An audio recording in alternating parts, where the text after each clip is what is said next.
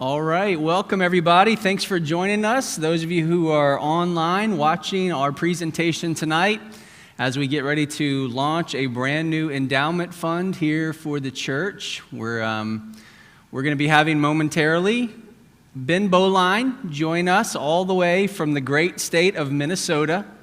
He is a charitable gift planner with an organization called Thrivent Charitable Impact Investing. And Thrivent is a Christian organization that I've heard a lot about over the last, 5 or 6 years now. It seems like I keep hearing more and more of information about them and just hearing good things about them. So I'm going to zoom us in here, and then hopefully we have Ben on the call live. All right, I think Ben is with us now, so let me see if we can pull him in on video. This is all new technology that we are attempting to utilize thanks to a pandemic. All right, Ben, I can hear you. Can you hear me? I hear you great. All right, awesome. And we've got you live on the screens tonight, so thanks for joining us. So the way this came about, for those of you who are watching either this live online right now or maybe watching the replay, last year in the middle of the summer, my wife and I did a yard sale, and while we were having a yard sale, this random gentleman who I had never seen before, never met before, walks up to me. And we live, our house is a parsonage right next to the church. So he came up and he asked me if we were selling any jewelry, and I said no, we don't have any priceless heirlooms that we're selling today. But then he said, well, does the church have an endowment fund? Has anybody donated in their will? Has anybody given you any jewelry or anything like that you might be willing to sell to me? And I just thought that was, at that point, I thought it was a strange question, but I just never crossed my mind that someone would ever think to leave jewelry or, diamonds to a church. But I was like, I guess people actually do this if this guy's asking. So that was in the morning.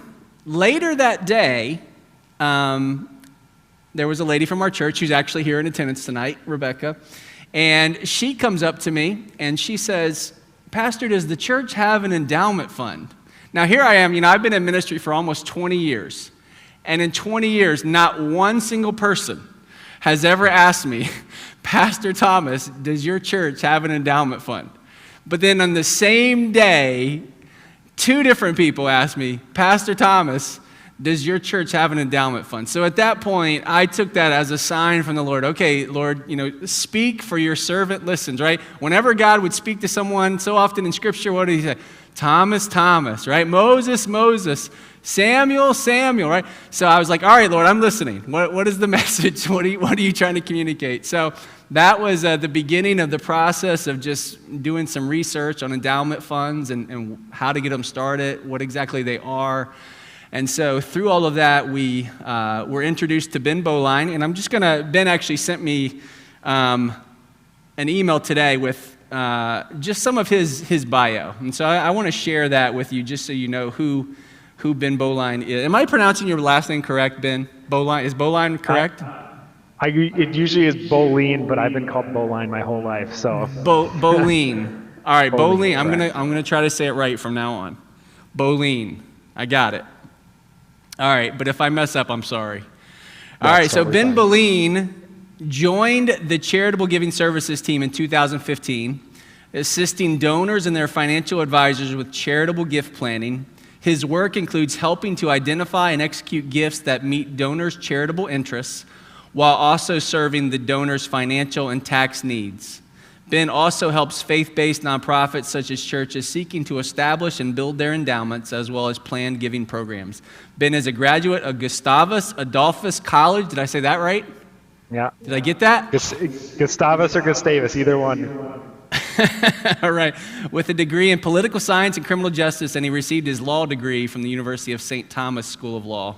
Before joining Thrivent Charitable, Ben worked in a private law practice in the Twin Cities in Minnesota, concentrating in estate planning and estate administration. Ben and his wife live in Blaine, Minnesota with their 4 children, where he and his family are active members of Artisan Church. All right, so that's a little bit of Ben's background. What's going to happen is, and for those of you who are watching online, Jeff sent an email from the church office yesterday that has Ben's PowerPoint presentation. So if you are watching it online, I'd like to encourage you, if you have a smartphone, to just pull that PowerPoint presentation up on your smartphone as you're watching. It might be hard to toggle between 2 windows if you're watching this on your computer. So just use your smartphone if you're able to do that, and pull up the PowerPoint presentation on your smartphone or your tablet.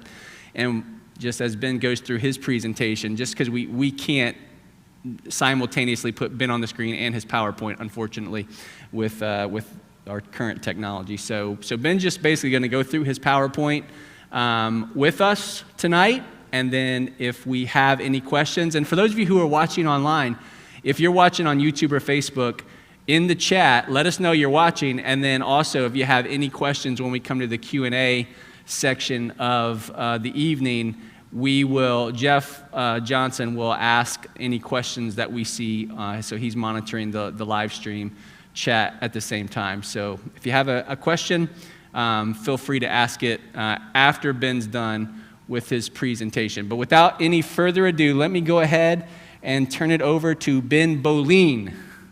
Thank you so much, Pastor Carlos. I really Go appreciate it. I appreciate the opportunity to be with you all here tonight. And so tonight, what I'm hoping to do is to share ways to grow a source of future support through an endowment, and these opportunities that are available to you through Thrivent Charitable. Real quickly, as a background, this presentation isn't designed to provide tax or legal or accounting advice. I am an attorney, but I can't give you specific tax advice or legal advice. The purpose today is really to review the wide variety of options available to you and really introduce you to the endowment fund. And you'll want to consult with your own qualified legal and tax professionals before acting on any of the information provided in this presentation. So with that out of the way, it's so nice to see everyone today.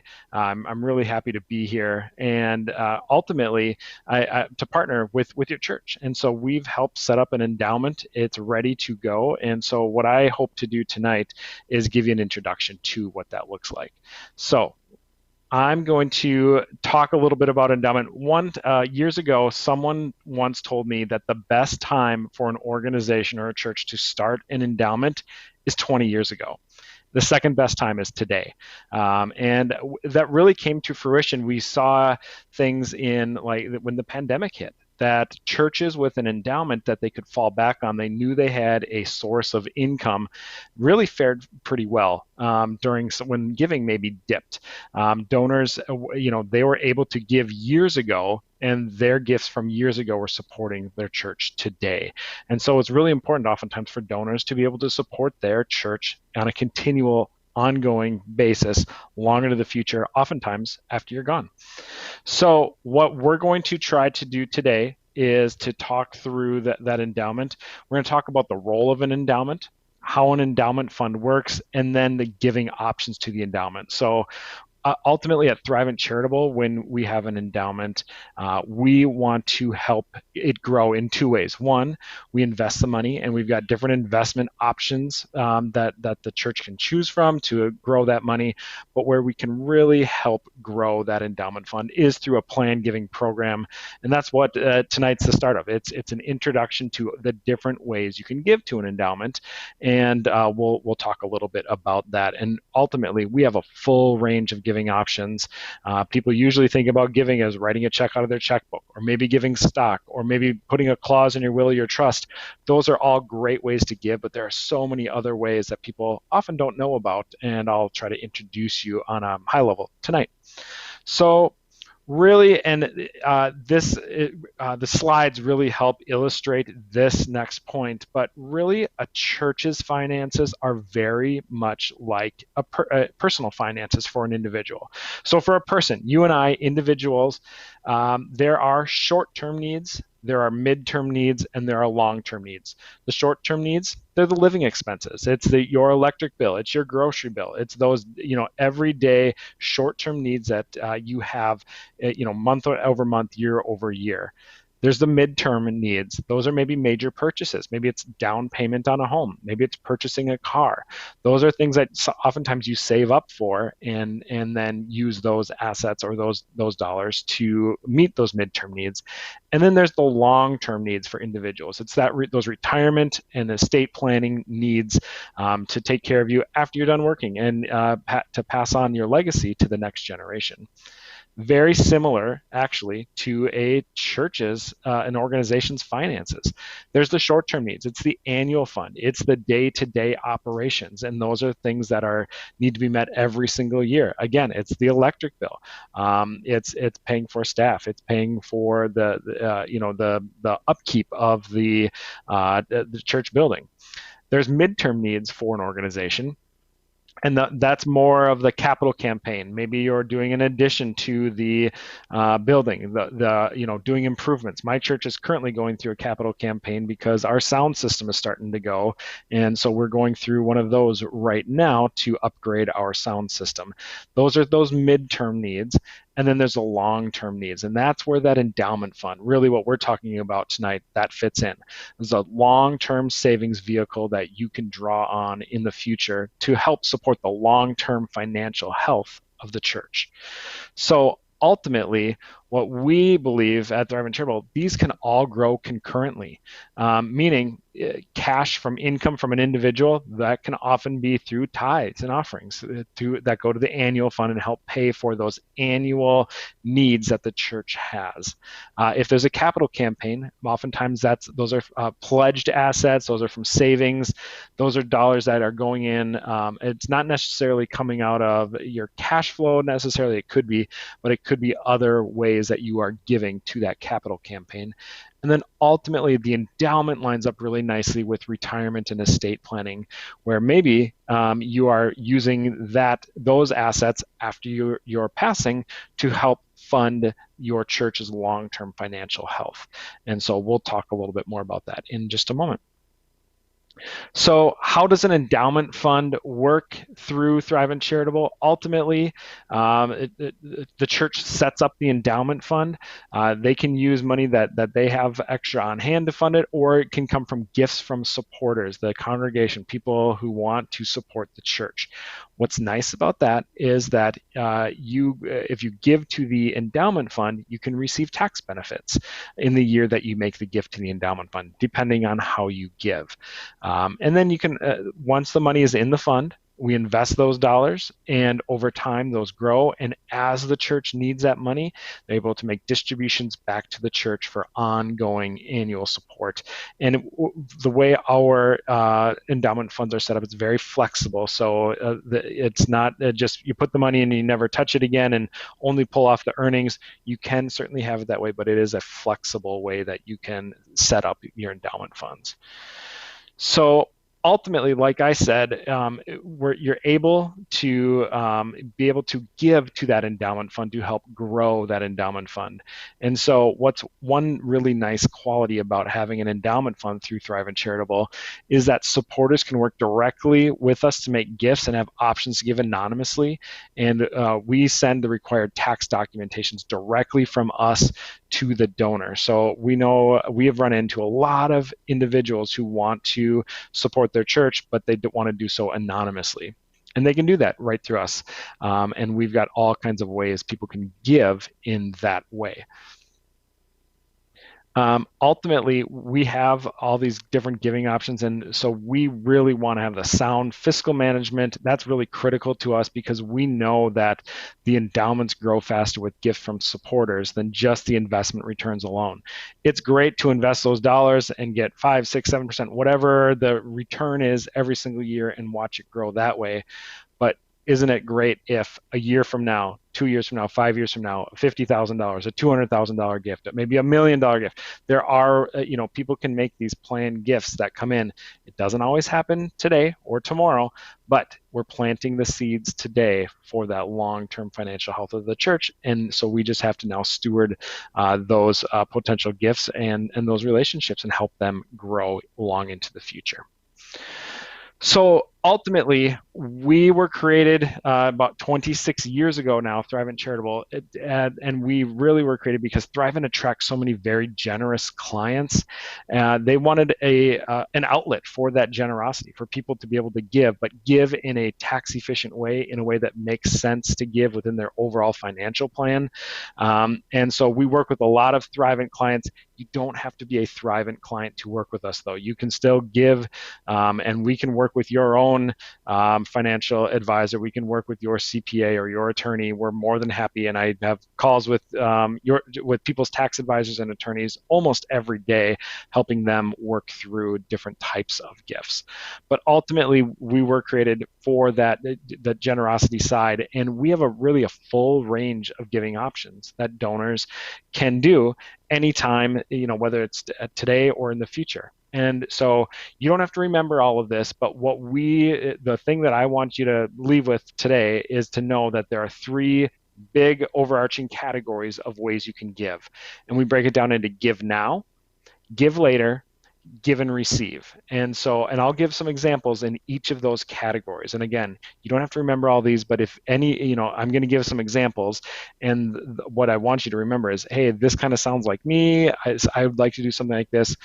We, myself as a charitable gift planner, and my colleagues, I've got other gift planners on staff, we are available to anybody from Stagecoach who wants to potentially talk about and consult on a charitable gift for free. That's all part of having that endowment fund. So if you ever have any questions or want to talk through, what would it look like if I made a gift this way, or I did a give later gift, or these give and receive gifts sound cool, tell me more about those.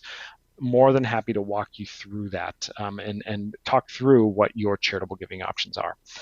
So before I really jump in, when talking about it, again, it's give now.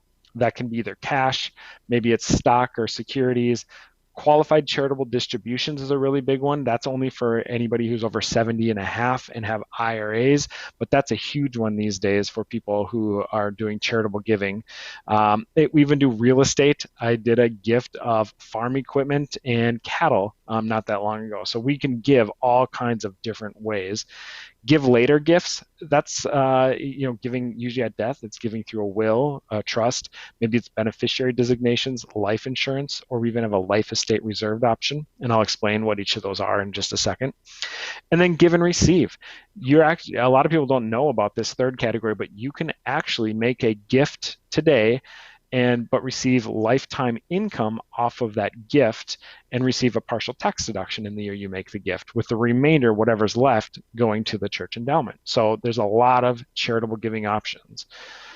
And I'll give some examples of these. So I'll first start with the give now options. And with give now, it's exactly what it sounds like. And this is probably our most popular way of giving, but it's followed really closely by give later, especially for endowments. A give later is actually probably a little more popular. So really the idea with give now is you're giving money that you have today because you want it to go to provide charitable support now while you're living. You want to maybe get a tax deduction in the year you make the gift. You can even include your family in giving decisions, and maybe it's you want to give long-term assets and avoid paying capital gains taxes. So whether that's stock that you've held for a while and it's appreciated quite a bit, if you sell it, you're going to have to pay a bunch of tax on it. But so those are perfect giving vehicles. You can use that to make a charitable gift. So really ultimately the give now categories, you can give cash, publicly traded securities, real estate. We even do closely held stock for closely held companies, non-publicly traded, qualified charitable distributions, crops and farm equipment, limited or general partnerships, and limited liability companies. So there are all kinds of ways you can give, and we can help with that. So I'm just going to give a quick example of giving cash, securities, property. You're able to give any of those into that endowment fund. So years ago, I was working with a couple. They had been giving cash to their church for years and years. They were very blessed. They gave somewhere between $20,000 and $25,000 a year to their church, and but we're kind of taking a look at their overall financial picture, and their financial professional gave us a call and said, "Hey, I think there might be a better way that you can do this." And that we took a look at their stock portfolio, and lo and behold, they had some very highly appreciated stock in their portfolio. And for the longest time, they were just writing checks. When the need arose, they would write monthly checks. And then if there was something above and beyond, they'd be able to give that. And so, working with their financial professional, we actually identified stock. It was worth about $25,000, but they purchased it for less than $10,000. So instead of just writing a check, monthly, what they did was they gave that appreciated stock to the church's endowment fund. And so that was a really nice way for them to give, because they were able to bypass all of the capital gains. If they were to have sold that stock, they would have had to recognize like $16,000 or $17,000 of gain. That's income to them, long-term capital gain income, and they would have had to pay taxes on that. And so they actually gifted the stock in kind, and that whole value went into the endowment fund. And what the church was able to do is pull some of that out that they needed for operating expenses during the year, and then keep the rest in there invested and for future support. So we also oftentimes we work with churches if there's a donor who has real estate. Maybe they have a rental property they don't want to be landlords of anymore, or some sort of other real estate. Oftentimes churches don't want to accept real estate because it's complicated. There are potential pitfalls. There's liability issues. We've got the opportunity to be able to accept real estate into the endowment fund. We have a due diligence process to make sure we can accept it, but as long as we can, it can go into that endowment fund. We turn around and sell it, and that whatever it sells for goes into the endowment fund for the church to use in the future. So a really nice way for people to be able to give. I am going to touch real quickly on qualified charitable distributions as well. QCDs, for like I said, people over 70 and a half, they're able to give directly out of their IRA to the church endowment fund. What it does is it meets their RMD requirement for the year, but they don't have to actually recognize that as income. So they don't have to be itemizing or not. They just get the tax benefit and the charitable support in that year.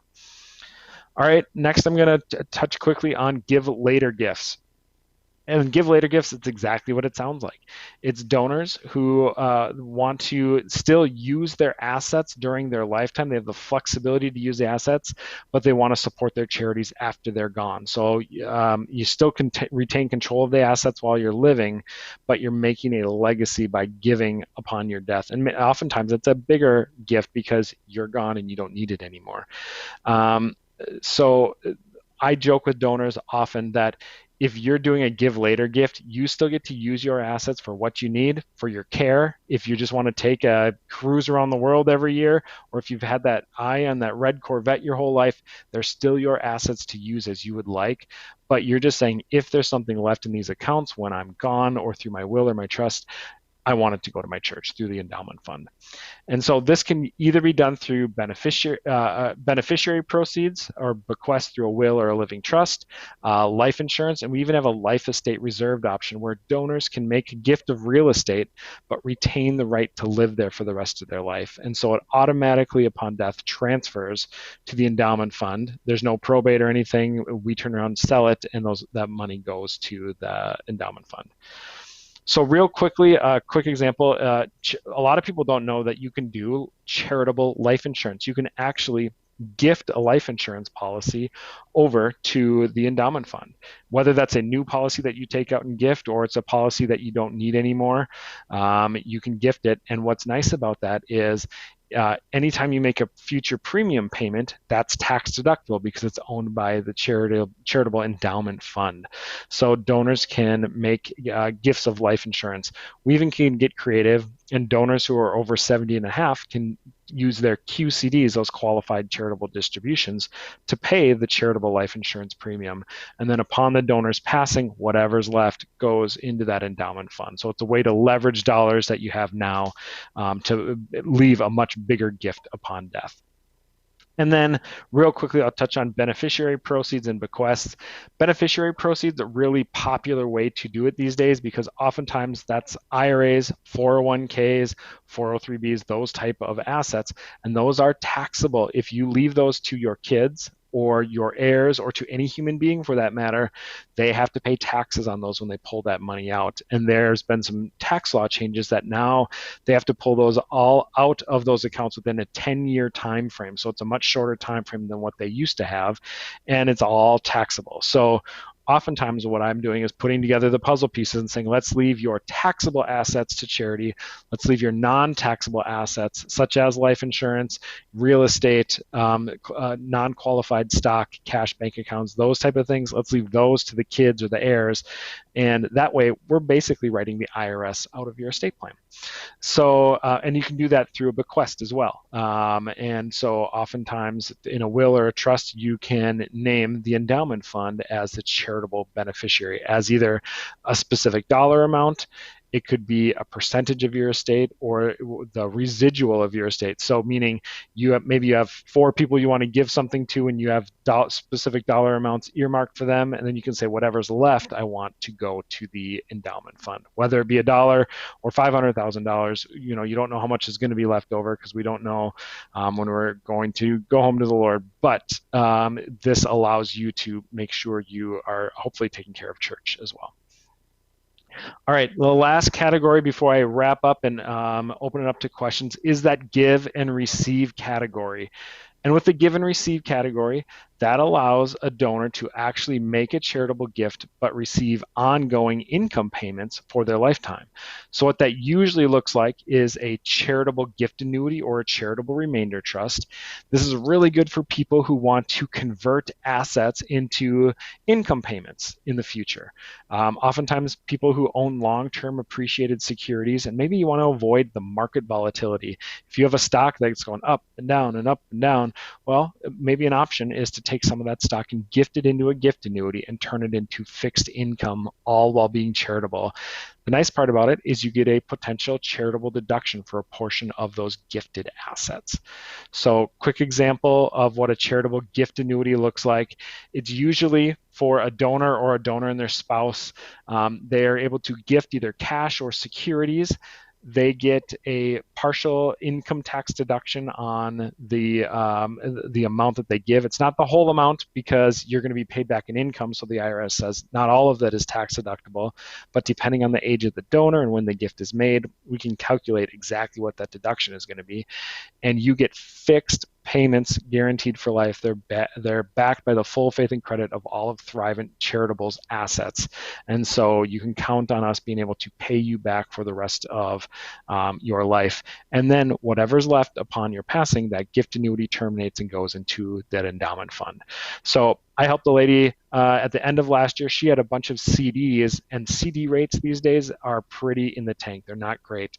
And it was time for her to renew her CDs. And she was going to get like 0.8% on her CD, and not enough to even make it worth it for her. So we took a look at her overall financial picture and said, hey, you've got some charitable intent here. Let's look at a gift annuity. And given her age, she got a 7.2% payout, fixed, guaranteed for life, and whatever was left upon her passing was going to go to her church and her favorite charity. So a really nice situation. I had another lady who I was working with a couple years ago. She had a bunch of company stock. She had worked at a company her whole life. She was about to retire, but she didn't know if she was going to retire in 2, 3, 4 years. And she was worried that the company stock was going up and down and up and down, where the company stock would be when she retired, and she needed it. She was hoping it wasn't going to be on that downswing. So what she did was, during one of the upswings, she gifted a bunch of that stock into what's called a flexible deferred gift annuity, where she could defer the income. She didn't need it for a couple of years. She didn't know exactly when she was going to retire. But when she did retire, she could say, now I want to turn on that income. She was able to diversify her portfolio because not only did she gift some of her company stock, she was got a tax deduction, so she was able to sell some more of that company stock, and the tax deduction helped offset that. So a really great way for her to be very planful on her giving, and still make a charitable gift, and be helpful to her church. And then the last example I'm going to give you here is a charitable remainder trust. And I'll tell you one last story about this and just kind of the value of doing some creative thinking and planning. I was working with a couple years ago. They were a farming couple, and their issue was they had two children, and they wanted to treat each child equally and leave some money left for their church. They've wanted to leave in their estate between $50,000 and $100,000 to their church, and then give the rest to their kids. The issue was one child was going to take over the family farm. The other child wanted nothing to do with the family farm. And so what we were able to kind of take a look at was after getting to know them, they had a big part of the farm in one area and a smaller part, about a quarter of the farm, a couple miles away. It was a little less desirable, and it had a really, really low cost basis. So what we proposed was, why don't, instead of just waiting till mom and dad die, selling off half the farm and treating each child equally, what if you gifted that kind of less desirable piece of farmland that was a little further away today into a charitable remainder trust? In the charitable remainder trust, we are able to sell it tax-free and then create an income stream back to mom and dad. And so what happened was, the farming child rented the 3/4 of the remaining farm, gave mom and dad an income stream that they used to live on. They used the income stream from the charitable remainder trust, and they bought what's called the second to die life insurance policy, meaning they're going to pay for that life insurance policy until the second death, but whatever is from that policy was going to go to the non-farming child. And it was unbelievable how closely the numbers added up to where the farming child and the non-farming child were going to be treated fairly equally. And then the cherry on top was, what was projected to be left over to charity was going to be close to $500,000, not $50,000 or $100,000.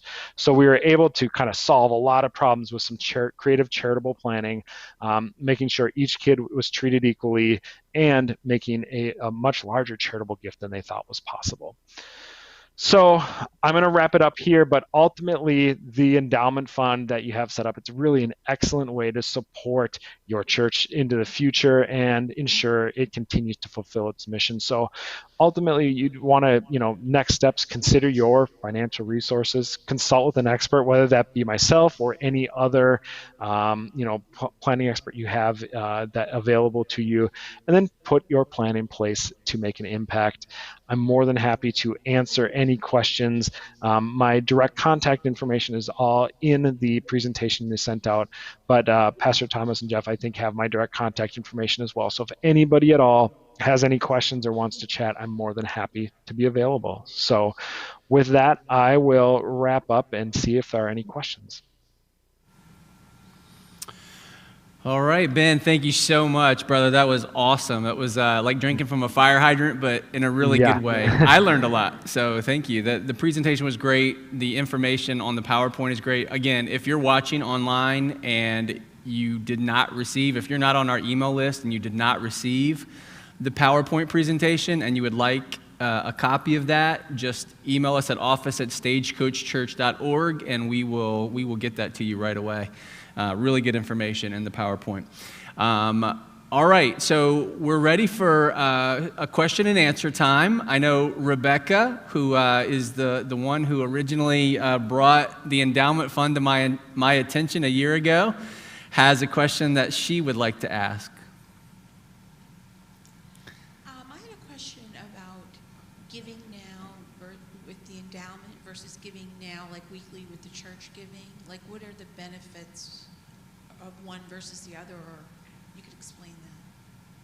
Yeah, so I would say in most cases, people who are giving now to the church directly don't often change that. You're still giving your tithing. You're making sure that annual needs are being met directly to the church. Where I see giving now happening sometimes to the endowment fund is if someone has maybe a tax event, maybe they sell a property, or they receive an inheritance, or there's something that makes it for a kind of an outlier year where it makes sense for them to give more than their normal tithes and offerings. And so that those kind of give now options might end up going to the endowment versus to the directly to the church's annual fund. Ultimately, it's up to you to kind of figure out where to give, but that's where I see 99% of the time people continue making their normal gifts to church. But if there's kind of an outlier time, a situation that makes sense for you to give now to the endowment fund, that's where people do that. Thank you. Mm-hmm. Yeah, that's great. One of the things I thought was great in the presentation as well was the short term, the midterm, and the long term. And how you related that to the family life and church family life. And you've got your ongoing expenses that you're budgeting in, but then if your refrigerator goes, you got to figure out how you're going to get a new refrigerator, right? So those are kind of like your midterm expenses, but then also like thinking about college for my kids and retirement and how am I going to have money to pay for that. So thinking through that, and then for me as a pastor, this is really the first time I've really been challenged to think about that long-term side of the giving. Obviously we talk regularly about giving towards the weekly expenses and the upkeep of the church, and then we do capital campaigns. You talked about your church need a new sound system. We actually just got a new sound system here and all this technology to live stream and everything. So those were capital campaigns that we've done over the last year. But this endowment fund, the long-term planned giving, is a whole new thing for us here, and I'm excited about where this could take the church. So it's really, really awesome. Absolutely. All right. Anybody else watching online? If you have a question, if you're on YouTube or Facebook, jot your question down now. Jeff's got the microphone here in house, and he is monitoring Facebook there.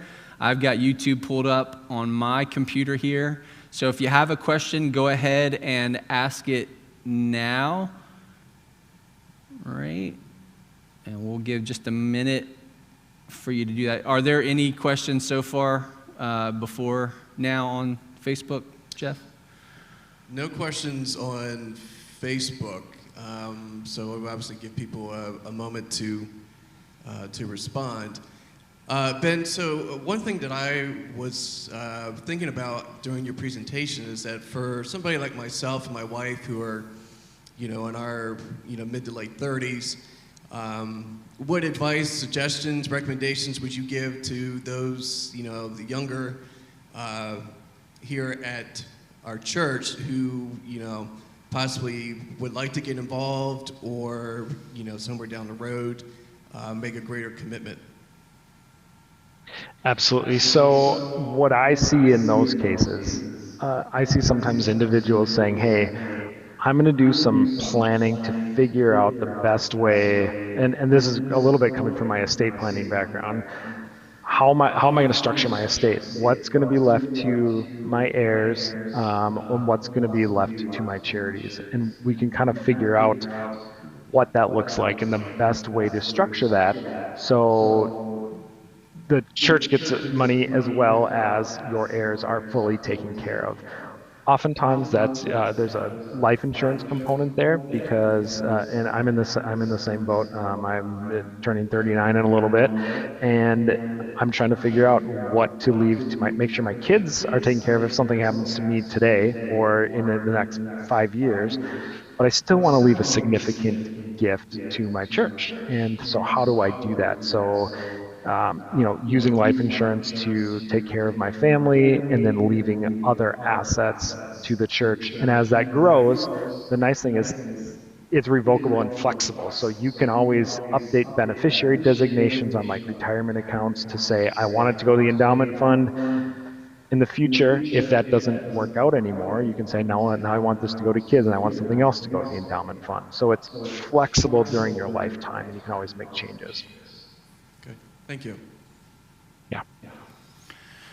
So one question I have, Ben, also would be in regards to, as a pastor, if someone from the church comes to me and says, hey, I would like to amend my will and I would like to leave a gift there, what would be the next steps for us as a church? Would we just be connecting them directly with you?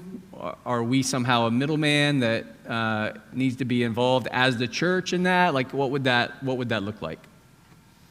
I think it depends on the donor and how much involvement they want you to have in the process. So ultimately, you can connect them right to me, and I'm more than happy to walk them through what their charitable giving options are. And we've got sample language that they can give to their attorneys to put into the will to have it go to the endowment fund. We've got sample beneficiary designation language.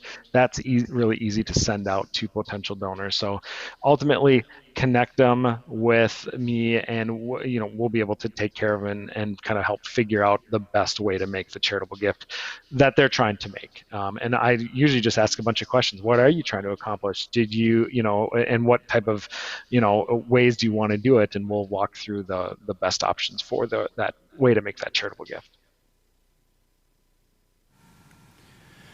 Yeah, we were blessed over this last year. In the very beginning of your presentation, you talked about how a lot of churches, that 2020 sunk them. I mean, they didn't have a savings account. They didn't have an endowment to fall back upon. And, for us, in 2020, we saw more giving, more revenue than we ever have in the history of our church. Wow. Awesome. To God be the glory, for that. Mm-hmm. But I also realize that might not be the case the next time. We just don't know. Mm-hmm. There might not be all of these gifts that the government is able to give to people to help them get through a pandemic the next go around. So the giving might not be on the same level. So having an endowment fund, in my estimation, and especially with the types of returns you're getting on your checking and savings accounts these days for a church, it's peanuts. So we're not making any kind of appreciative advance with our finances, just holding it in a savings account.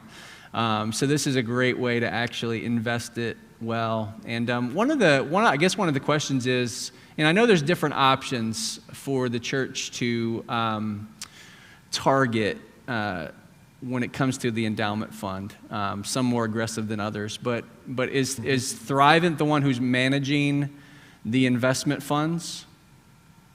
So Thrivent Charitable kind of manages those, and we use a company called Cambridge Associates who helps us design the portfolios depending on risk tolerance, as well as some of our portfolios are designed to have some sort of impact investment, good things in the world, and then when the church needs the money, it goes back to the church. And so there's a nice component of that depending on what portfolios you choose. Great. All right, I am not seeing any other questions on YouTube. We have anything else on Facebook? Jeff is saying no. Rebecca, you were the one who brought this to me. Did you get all your questions answered?